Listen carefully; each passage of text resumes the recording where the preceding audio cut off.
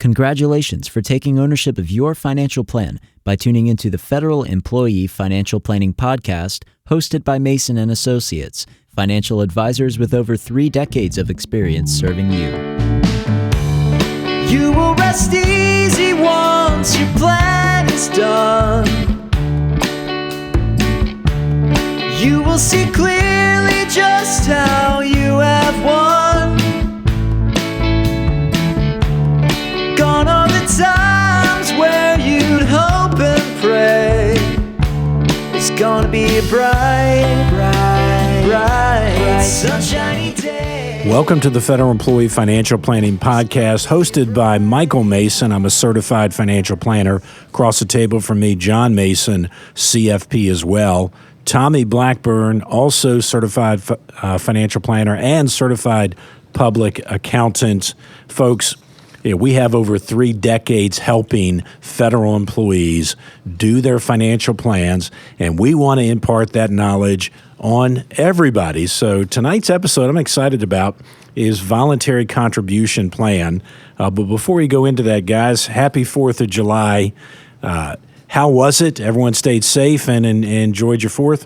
Yeah, it's always welcome to have a nice long weekend, particularly here in the summer. I know our family, we took the bikes out, we went to the pool, and we checked out a local attraction here, this part of the state and the country, Water Country USA, which was kind of neat just to let Zoe go and check out some of the kid parts of the park. So yeah, it was a lot of fun. John, how about you and your family? It went by really fast. We were closed Friday and Monday, which was great. So we had a long weekend, both the advisory team and the ops team, as you guys know.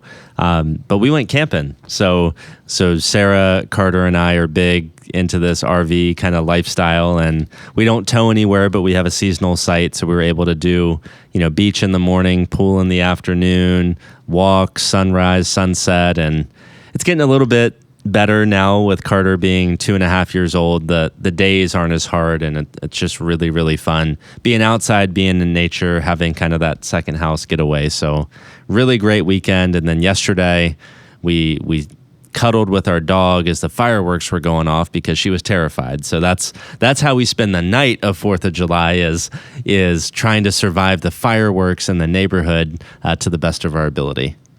And of course, down here in Hampton Roads, Virginia, I've learned to avoid the highways. Most of us have, to avoid the highways as much as we can.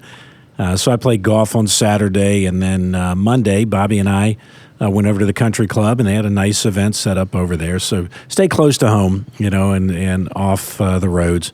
Would have liked to have seen my grandson, but that's a discussion for a later period there.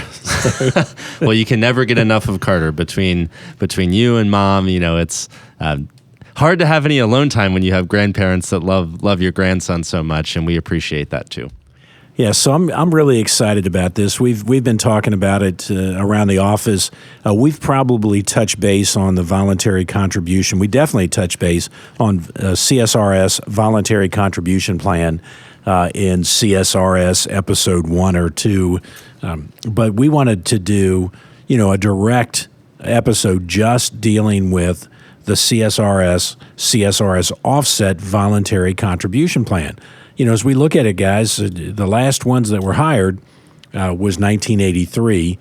So you're coming up on 39 years of service. So in the next 3 years, we believe that unless you just like, working, and many people do like working past 42 years, but most are going to retire in the next 3 years. And we believe the voluntary contribution plan is one of the best kept secrets and absolutely, one of the biggest tax loopholes in America. So we wanted to hit that hard so that you don't miss this opportunity. And just because I say 3 years doesn't mean that it's 3 years. There might be, some tax law changes that cuts this off sooner than your retirement. Well, that's interesting, Mike. So you're referring to we had the Build Back Better Act that was making its way through Congress, but ultimately didn't pass. But who knows if they pull it back off the shelf? And that would have nixed the ability to take advantage of what makes the VCP so very, very cool that we're going to talk about.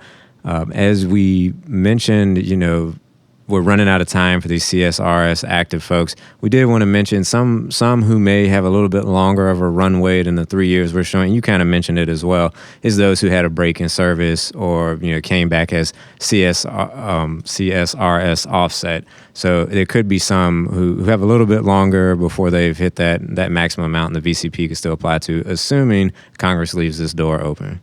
That's right, guys. And we have a few CSRS Offset clients who are still active right now. And many of those, maybe only have 10, 15 years of federal service. So they may be shooting for that 20, 25-year mark. So if they were hired before 83, then had terminated and had a break after that and came back sometime maybe in the 90s or 2000s, they could still be working towards that ultimate pension multiplier. And then, like you guys stated, the Build Back Better would have killed this opportunity because it would have eliminated the ability to convert after-tax dollars to a Roth IRA. And as we move throughout the episode today, we're going to talk a little bit more about probably not Build Back Better, but like how the mechanics of this VCP really works and why this loophole may go away in the future. And one thing I think is worth mentioning, we're not going to spend a lot of time on the Build Back Better Act, but I'm imagining many people who CSRS with this VCP opportunity probably were unaware that this was even on the chopping block. And I guess just a little bit of a shout out to our team here. I know we spent time reaching out to every client that this applied to update them as to what was making its way through Congress and how it could affect them. And if we wanted to take advantage of it, that window could be closing. So I think it just goes back to previous episodes we've talked about of, they're not talking to you, working with an advisor who specializes in your situation. If I recall correctly, Tommy, we were working a couple cases or working with a couple families towards the end of last year. I think we were able to do, or at least get the ball rolling on 2 or 3 VCP transactions in December. Now, they didn't close in December, so Build Back Better would have nixed that, but we got the ball rolling in December, and the ultimate VCP, and we'll just throw it out there early, VCP to Roth IRA, we'll talk more about what that means, was completed in Q1 of this year at kind of record speed. Yep. Us and the clients this applied to were pushing pretty hard to make sure they took advantage of it once everyone realized how valuable this is. And we're going to spend some time going through why we think it's such a cool planning technique for those it applies to. I'm going to take just a minute when I get the mic back and go through exactly VCP. But John, there's a couple of important things about Mason and Associates we wanted to hit early in this podcast as well. Absolutely. I think just reminding our listeners that our website, masonllc.net, we are a full-service financial planning firm, and we specialize in serving federal employees. So if you've been listening to this podcast, you probably have gathered that we have this unique specialty in serving federal employees. But what full-service financial planning means, guys, is that we wear a lot of hats. Tax planning, retirement income planning, government benefits planning, education, monitoring net worth. There are so many functions that we perform for our clients. So we just wanted to remind our listeners of that. We are taking new clients, and those clients typically are federal employees at or in retirement, at or near retirement. Those folks typically have an investment portfolio of $700,000 or more. So if after listening to this podcast, you're thinking, wow, I would love to work with a financial planning team that specializes with federal, you can work with us. If you're at or in or close to retirement with $700,000 or more, let's find out if we're a good fit. And you can schedule that introductory phone call 2 ways, 757-223-9898. or our website, masonllc.net, you can request that introductory phone call, which is a no-obligation 30-minute call with one of the advisors on our team, really just so we can do some mutual fact-finding. Are we a good fit? Should we progress in this relationship? And, of course, we always love to hear from people who have been getting value from this podcast. We love any feedback that we can get during those calls. And lastly, we're a virtual planning firm. I mean, how cool is this, guys? Not only are we pushing out this content that anybody throughout the country can listen to and even throughout the world, but we're able to serve folks across all these various states and in all these locations because we're location agnostic and that we are able to serve our clients in a virtual capacity. And in this capacity, in this subject that we're dealing with, in the Hampton Roads area, we feel like we've done this enough on the local radio show. But now that we're virtual and now that we've got the podcast, we want to make sure that the folks in Northern Virginia, one of the highest federal employee populations, maybe the highest in the country, and folks all the way out in California get the same opportunity to get this. So let's talk about Voluntary Contribution Plan, V as in Victor, CP, Victor, Charles, what's the P? And P, I can't think of P off the top of my head. I'm sorry. We'll call it Paul, but that's okay. So Victor, Charles, Paul, Voluntary Contribution Plan. CSRS predates, the CSRS retirement system predates Social Security, and Voluntary Contribution Plan has been part of it, from the beginning. It just didn't get interesting, until 2010 when conversions, Roth conversions became available to everybody regardless of your income level. So let's talk about what the Voluntary Contribution Plan allows. It was originally designed to increase your CSRS pension, as if it needed increasing, right? You can get 80% of your high three, but you could contribute 10% into the Voluntary Contribution Plan, 10% of your compensation every year, and then you could take an additional annuity from that. So the 10% that goes in after tax. You don't get a pre-tax, so you're saving after tax. The neat thing is they allow you to catch up. So my dad started he started CSRS back in the late 60s, and maybe the first year he made $8,000. Well, that 10%, $800, in most plans, if you didn't put that $800 in, you lost that opportunity.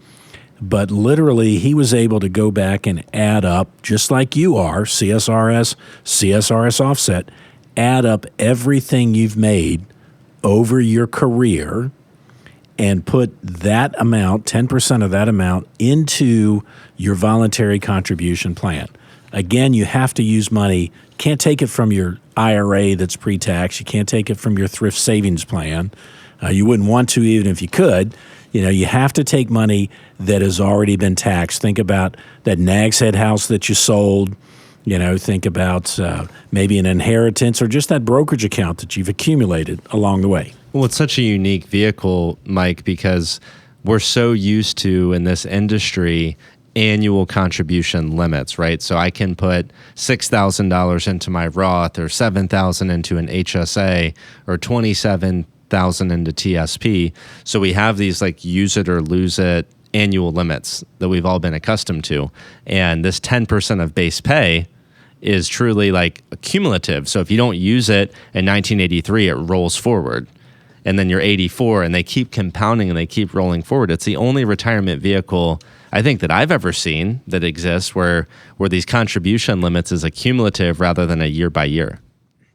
One thing, I think another way to phrase it, and you guys are really hitting it well, is we have the annual contribution, annual licenses. That's what we're so used to. We have an annual license. We have to use it each calendar year. This is a lifetime license. And I think you're absolutely right, John. I can't think of any other accounts that get this type of tax treatment that you get a lifetime license on. So it's pretty cool. And one of the things, like maybe how we got here is, as I was looking at our notes that we've got jotted down, is this is older, I believe, than Social Security. I mean, VCP has been around so as laws and the way we plan have changed, it's almost like this forgotten relic. It was setting up this way, and as things have changed, we're able to now take what was antiquated and nobody paid much attention, and all of a sudden has become a very valuable tool. So two additional points, Tommy, because you got my mind thinking, is number one, in 1983, when you started CSRS, I'm saying you, the listener, CSRS, you started, you probably didn't have a lot of disposable income. So you were going to save in one place or the other. And that was probably the case for many years. And then your income was building, and then you sold a house, and then you made a profit on something, and then you received an inheritance. So it's like now at the final last year or two of your retirement, you have disposable income and assets where you can go back in time and do this. Well, the first year I was a financial planner, maybe I didn't have that discretionary income to put it into a Roth. I never get that back again. So how powerful, just like the pension, you could have 27 years of CSRS service making $1 a year, and then your last 3 get stepped up to 100,000, and your pension's based on 100,000. So that retroactive capability is huge. You mentioned antiquated. Here's how antiquated VCP still is. If you do a $300,000 transfer from VCP to a Roth, you're going to receive 3 receipts for that transaction because the computer program only issues receipts at $99,999.99. So this is the type of system that we're talking about, ancient, that has never been more applicable than it is today. Yeah, I mean, we had a VA hospital doctor that we could account for $3 million of lifetime earnings. So to drop $3 million in, I mean, or 300,000, 10% of $3 million, we dropped in 300,000, and he got, to John's point, he got 3 receipts, $99,999 for his deposits. And this is how tax loopholes are created. Do you think Congress, when they created the Roth and then they created the ability to convert, from a taxable account to a Roth, do you think they went back to 1925 and said, is there anything that was created back there that might, harm us in this? No. But the VCP was, and that's why it's a loophole.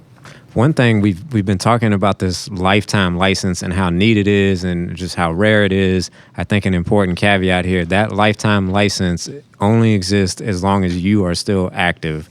So if we want to take advantage of this VCP opportunity that we're going to go further into, the main caveat is we have to do it before your pension is adjudicated. At that point, this lifetime license is gone.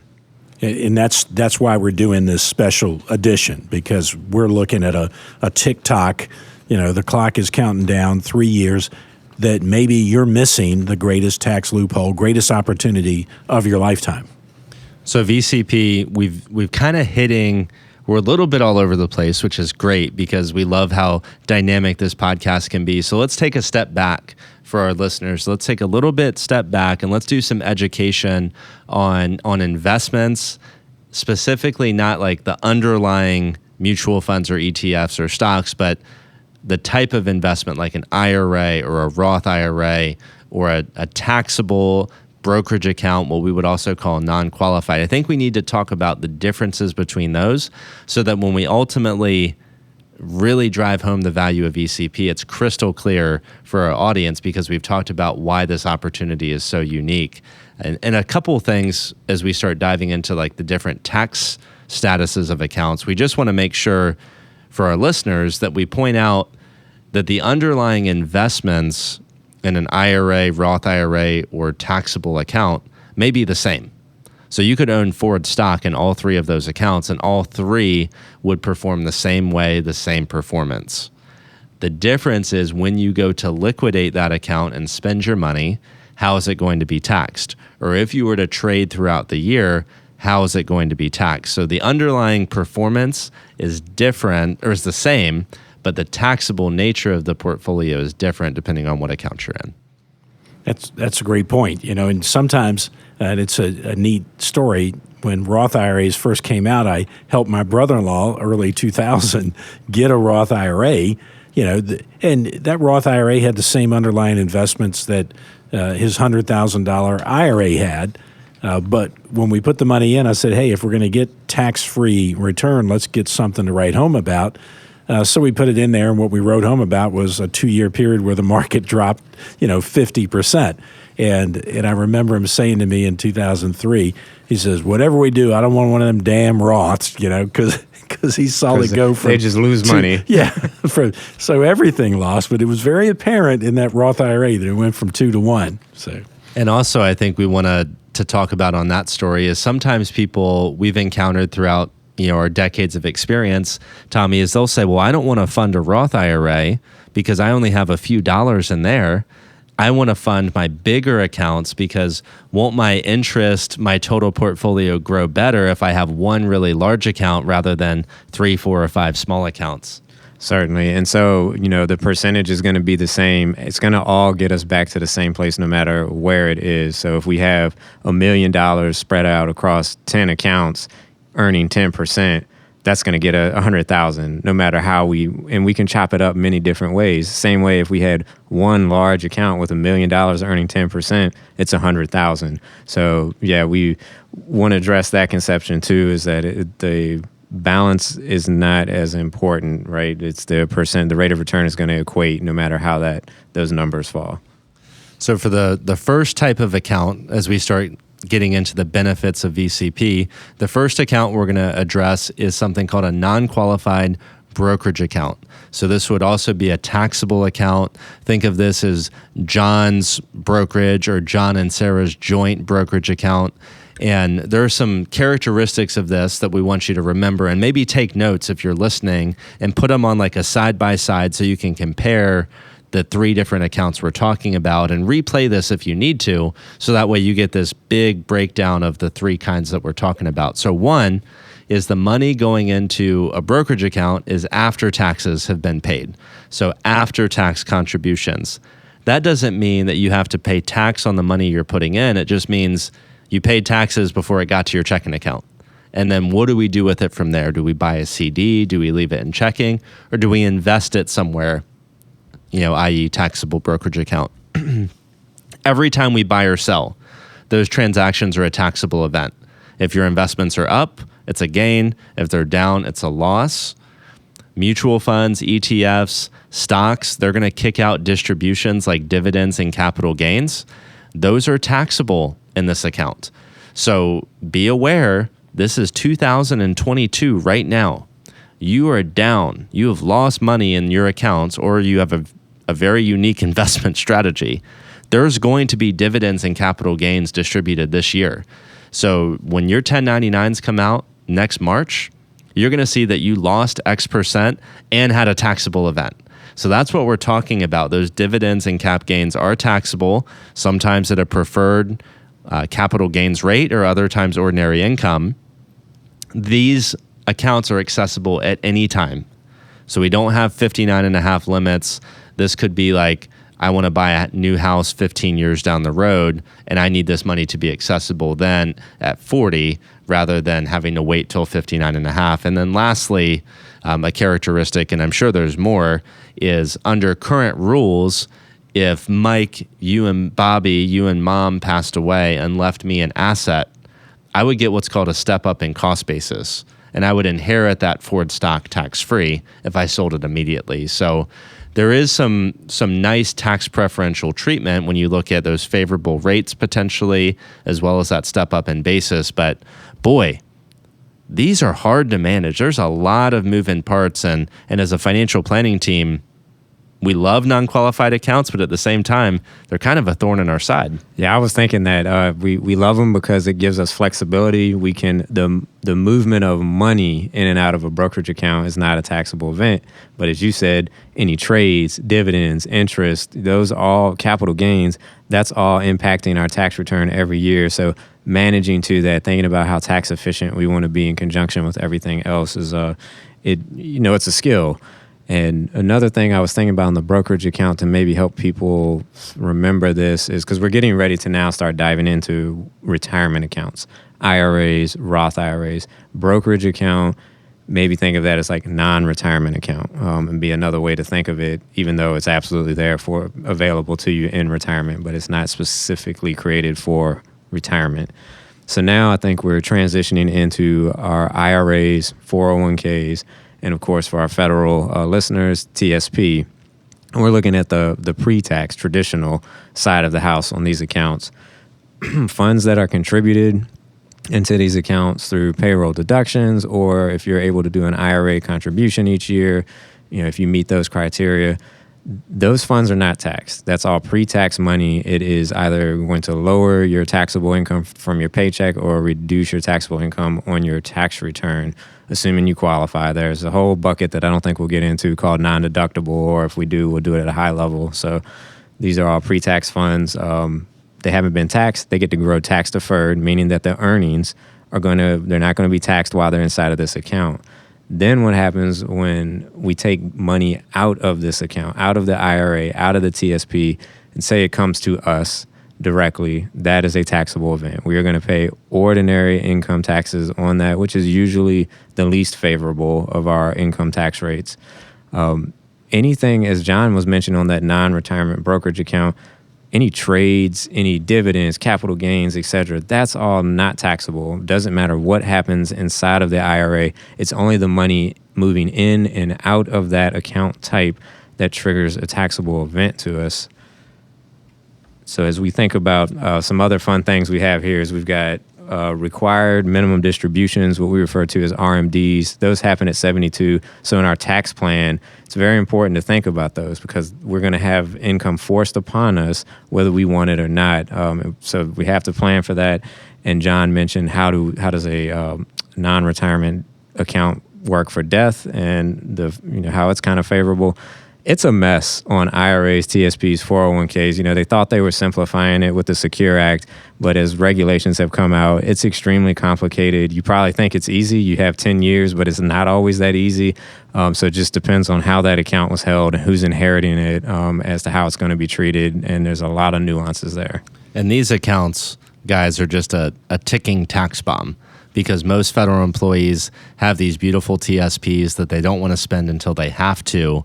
And I know we've talked about this in other episodes, but just blanket deferring IRA or TSP distributions until 72 just isn't the answer.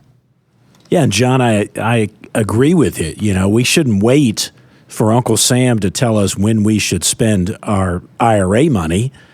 So we should spend it when we want to spend it, not when we are forced to at age 72, or maybe even, Tommy, as late as age 75, if Secure Act 2 passes, right? Absolutely. So that's working its way on the Hill right now, and all indications are some form of that's going to pass. Right.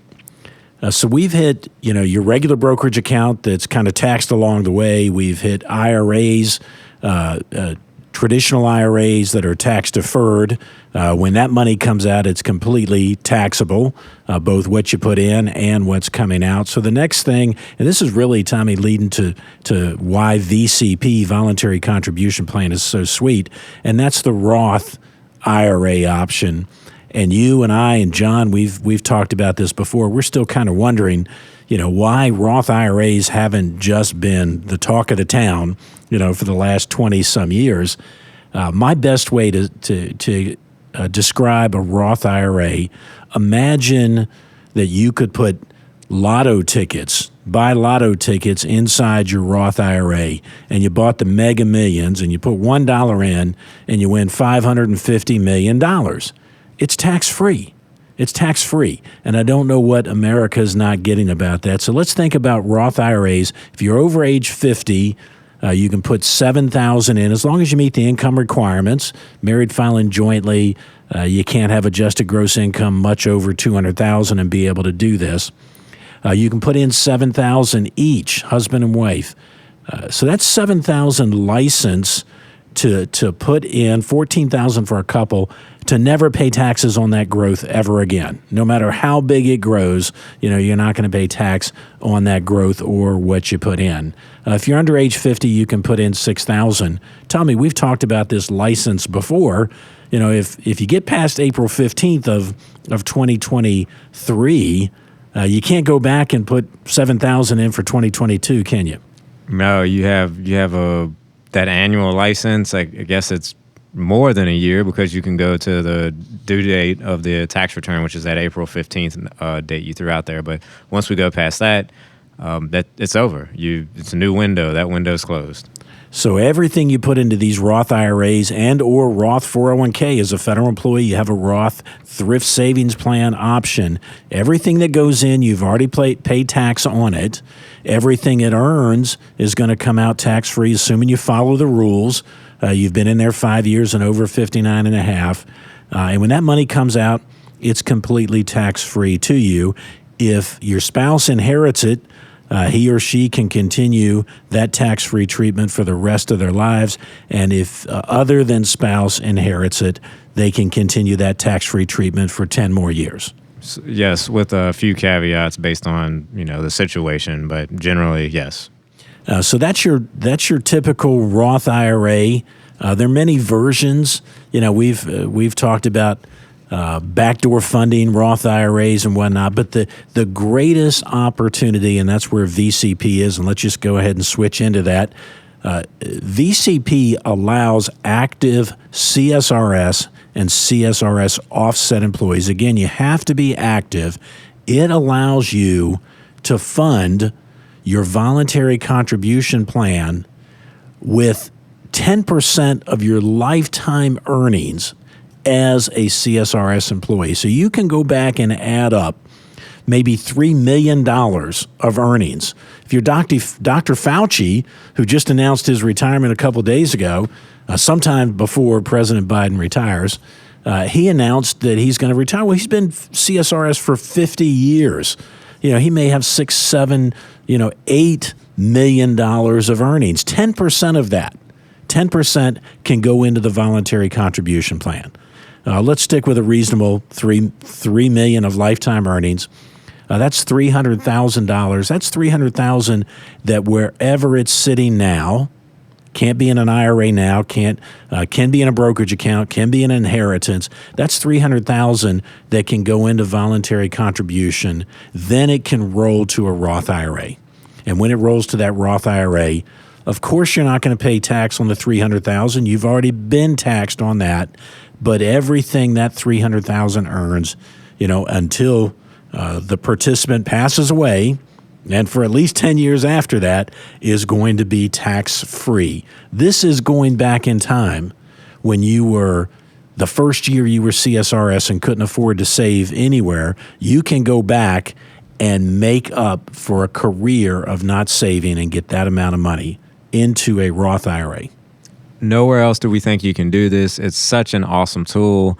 And as we went through those buckets and we think about, too, if we have that $300,000 in this example, where else are we going to stick it right now? We're probably in a brokerage account that's being taxed every year as it generates capital gains, interest, and dividends. So being able to take $300,000, put it into a vehicle that's going to get the most flexible, best tax treatment we can think of for the rest of your life, your spouse's life, potentially, a time when someone inherits it. It's just awesome. You can't find this tool anywhere else, and to be able to do such a large amount in this vehicle, as Mike, as you were saying, $7,000 each in that married filing joint, and if we're doing a 401k or a Roth TSP, we're at, I think it's $27,000 if we're over 50. So huge, mega funding here, opportunity. Tommy, 10 years ago, and this is the first time you're going to hear this story, but 10 years ago, a client retired CSRS. We funneled a bunch of money into her voluntary contribution plan, now into a Roth IRA. They're taking a trip of a lifetime. They called me sometime in the last 3 months and asked, where do we get $150,000 from for this trip? And if we get it from their IRA, we're throwing $150,000 into taxable income. We get it from their Roth IRA. They get their trip. They pay no taxes, right? It's not going to increase their Medicare premiums. It is. And the beauty of this family, just adding one extra, when they pass away, everything they leave, they're leaving to charity. So why would they keep growing a Roth IRA? Charities don't pay tax. They won't pay tax on the TSP or the traditional IRA, so they should spend the Roth, while they're alive, and let the charity get the traditional IRA tax. Because they're not going to pay any tax. Charities don't pay tax, so you want to leave those assets to a charity. Great example of awesome planning. Folks, voluntary contribution plan. I think we've nailed it, Tommy. I think we've hit all the highlights. Don't use an amateur in this. You want to do it the right way. You want to open that voluntary contribution plan right away. You want to fund it at the maximum level. This is the greatest, we believe, greatest tax loophole in America that should be taken advantage of. Folks, this is the Mason & Associates Federal Employee Financial Planning Podcast. Wherever you get your podcasts, you can find this. Also, leave us 5 stars and a review. We'd appreciate that. We are taking new clients. Our clients typically are 55 or older with $700,000 or more in assets to invest through our firm. We're Mason & Associates, masonllc.net, masonllc.net. Look forward to the next episode, the Federal Employee Financial Planning Podcast. You will rest easy once your plan is done. You will see clearly just how you have won. The topics discussed on this podcast represent our best understanding of federal benefits and are for informational and educational purposes only and should not be construed as investment, financial planning, or other professional advice. We encourage you to consult with the Office of Personnel Management and one or more professional advisors before taking any action based on the information presented.